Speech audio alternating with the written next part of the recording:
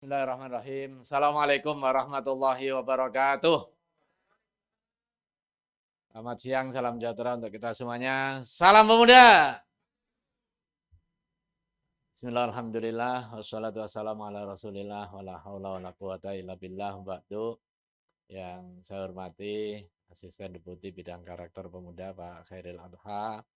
Yang saya hormati segenap narasumber untuk kegiatan sosialisasi anti merokok di kalangan aktivis pergerakan mahasiswa Islam Indonesia.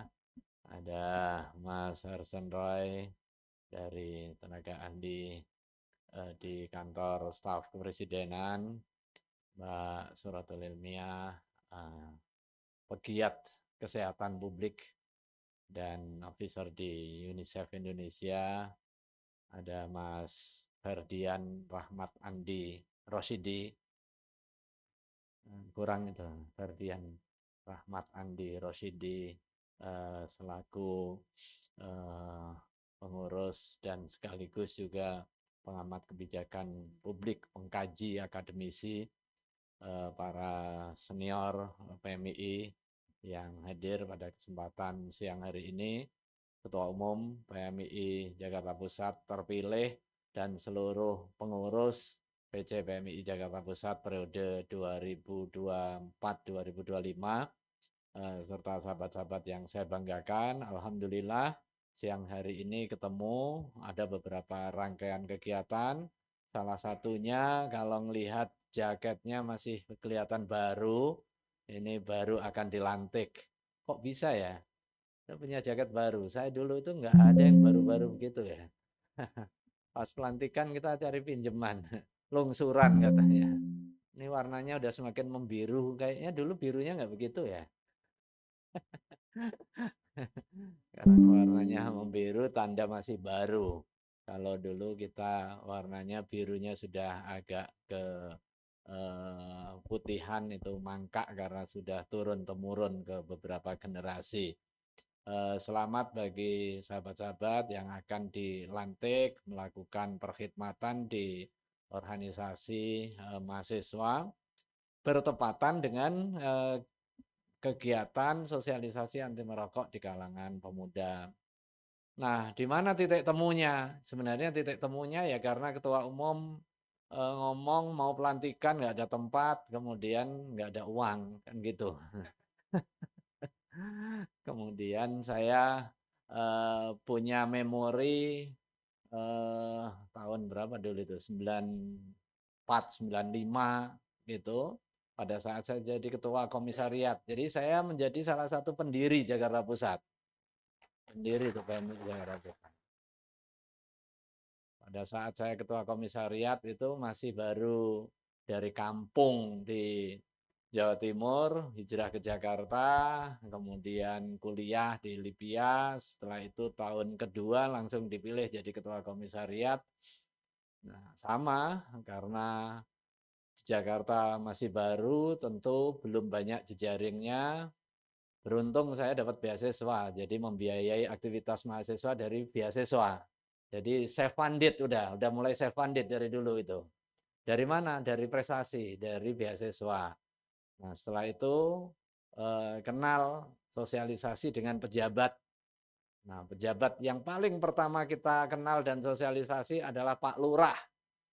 Jadi lurah di Bukit Duri, nah, sampingnya Universitas At-Tahiriyah Jakarta.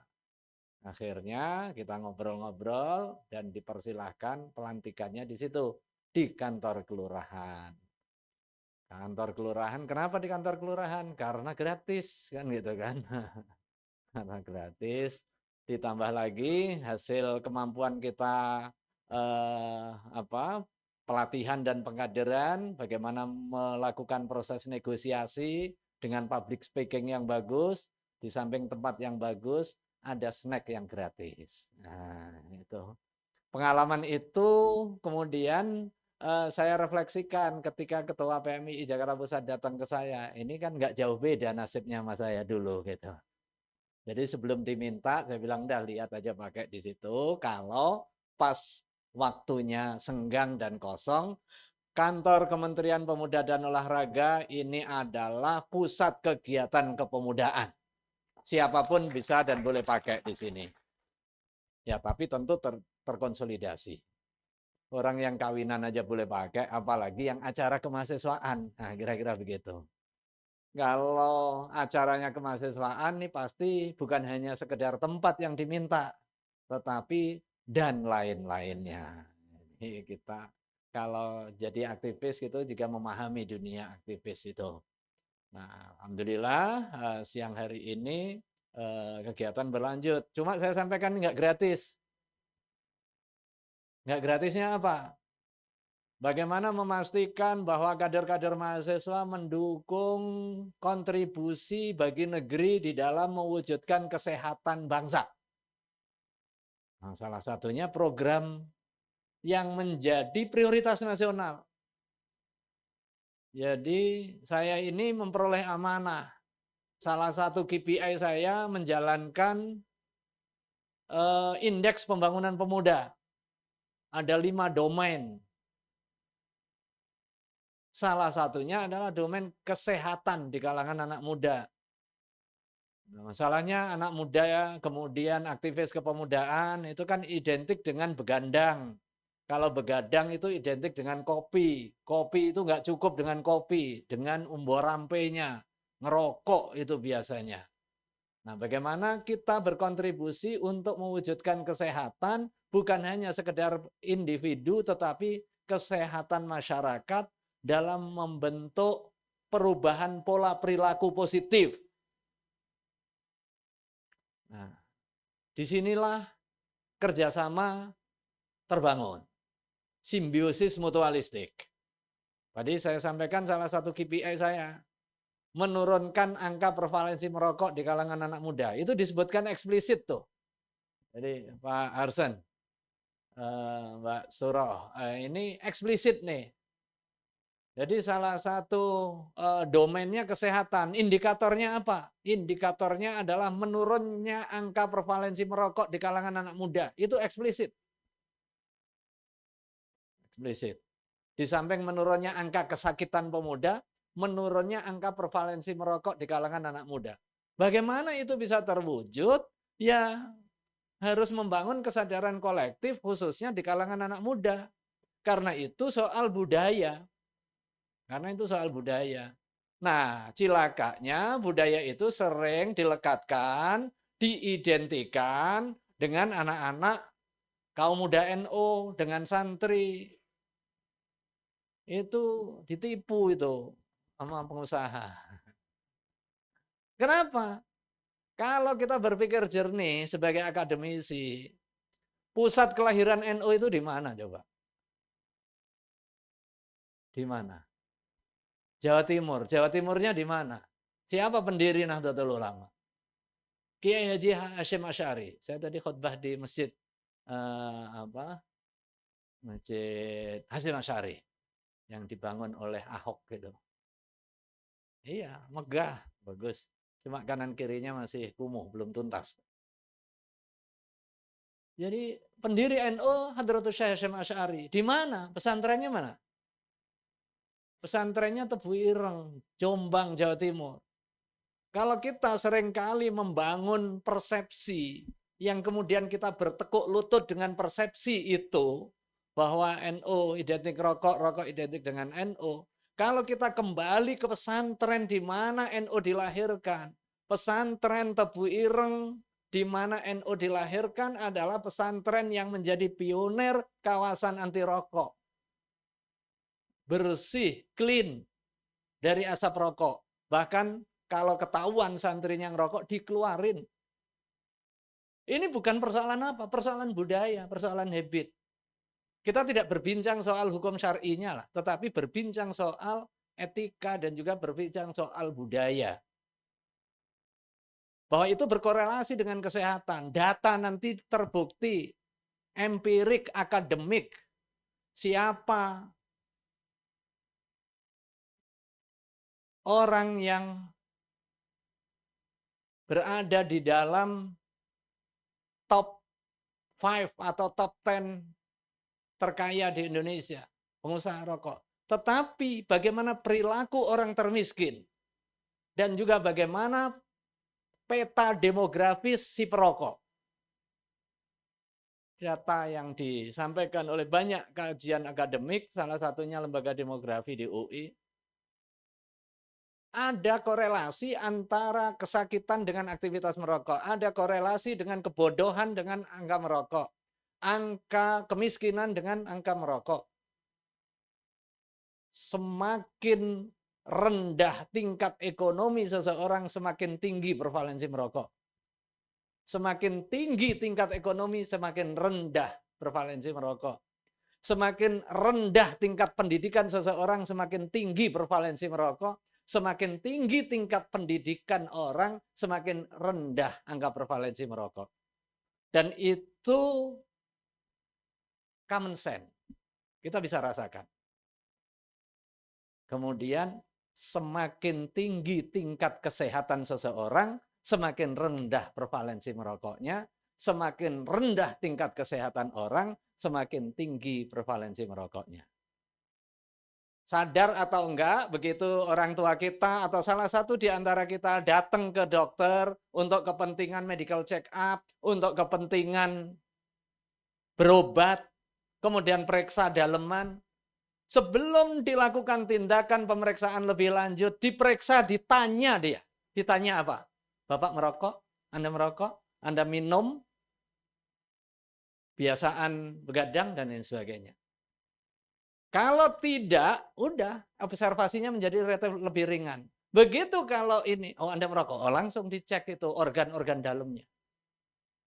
Artinya apa? Nah ini rekan-rekan nih saya agak ajak sahabat-sahabat untuk berpikir radikal. Hal yang lebih mendasar dari sekedar kebiasaan dalam aktivitas keseharian kita tanpa kontemplasi. Nah, rekan-rekan mahasiswa ini kan pergerakan, jadi bergerak. Bergerak itu apa artinya? Movement. Bergerak dari mana ke mana? Jangan bergerak dari buruk ke buruk sekali. Tetapi dalam situasi kondisi tidak tahu menjadi tahu, kondisi menjadi individu menjadi kolektif, menuju apa? Menuju perbaikan. Jadi bergerak untuk melakukan perbaikan. Nah itulah khitah dan fitrah pemuda mahasiswa sebagai agen perubahan sosial. Bukan hanya sekedar berubah, tetapi berubah menuju lebih baik dan kontributif. Gerak. Mahasiswa itu adalah elitnya pemuda. Dari total usia penduduk kita 16-30 itu 64, sekian juta yang berkesempatan untuk menjadi mahasiswa, nggak lebih dari 20%. Artinya apa? Rekan-rekan ini, sahabat-sahabat ini bagian dari elitnya anak muda. Nah, yang melakukan perubahan itu ya elit ini. Nggak mungkin kita mengharapkan perubahan itu dari massa. Massa dia digunakan untuk proses gerakan yang bersifat masif. Tetapi aktor-aktornya sebagai agen pengubah, ya elitnya. Di elit mahasiswa pun juga tidak semua mahasiswanya, tetapi elit pemikirnya dan agitatornya. Nah, agitatornya. Provokatornya, ideolognya. Dan ideolognya nggak banyak.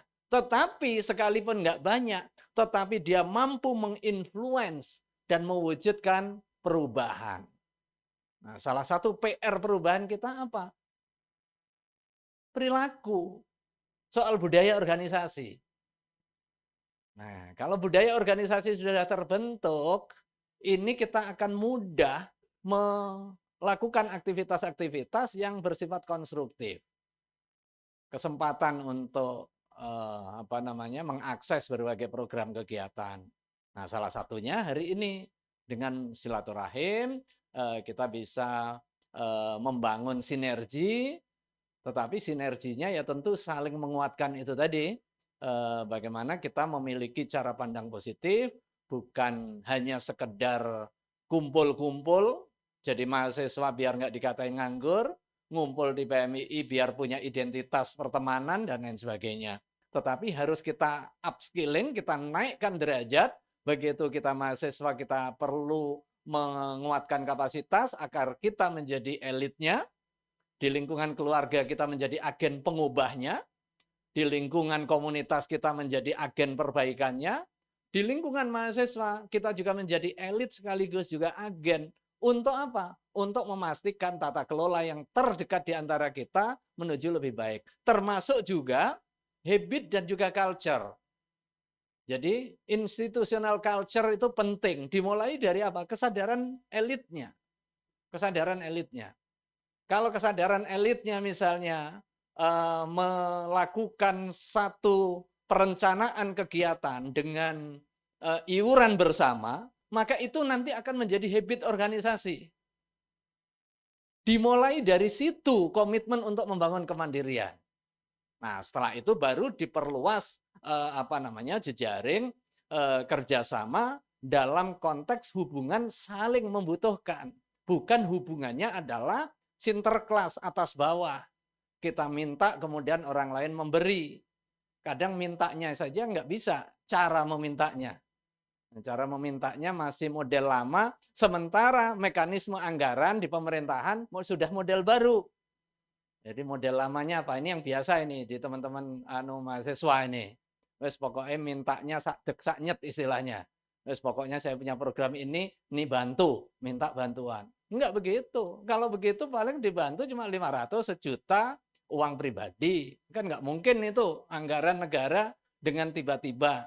Tetapi kalau kita punya ilmu cara mengambil APBN dengan mekanisme sinergi, saling menguatkan, merealisasi program dengan komitmen dan juga concern isu bersama, jangankan 10, 100, 200, 1 miliar, enggak ada soal. Tepat secara aturan dan fungsional secara peruntukan dan bisa mengoptimasi. Nah, disinilah pentingnya ilmu juga. Ilmu cara membaca anggaran. Nah, gitu Dewa ya. Diajarin tuh teman-temannya. Ini Dewa lagi magang ini soal anggaran. Saya kira ini, terima kasih. Selamat kepada sahabat-sahabat yang akan dilantik dan setelah atau sebelum pelantikan nanti memperoleh, anggap aja ini ospek dan pembekalan dari KSP, kemudian dari UNICEF, dari akademisi. Ini juga demonstran nih. Si Pak Andi ini aktivis mahasiswa di kampusnya, ketua umum forum formasi ya, forum mahasiswa syariah se-Indonesia. Jadi udah mengorganisir, levelnya udah level presiden kalau se-Indonesia itu. Jadi presiden ini nanti bisa berbagi ilmu, berbagi pengalaman untuk kepentingan penguatan kapasitas organisasi kita. Sekali lagi semangat dan selamat kepada sahabat-sahabat semuanya. Terima kasih sudah bersinergi. Mudah-mudahan ini awal yang baik dalam kegiatan kemahasiswaan kita. Sekaligus juga ini bagian dari tugas suci kita di dalam mewujudkan generasi emas menuju 100 tahun Indonesia 2045 yang akan datang. Terima kasih. Wallahul muwaffiq ila aqwamit thoriq. Wassalamualaikum warahmatullahi wabarakatuh.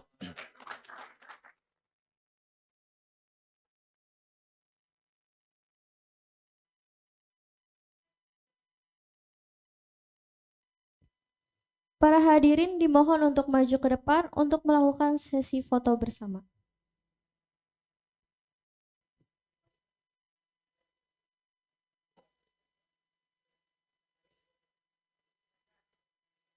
Peserta mohon berdiri saja di tempat untuk melakukan sesi foto bersama.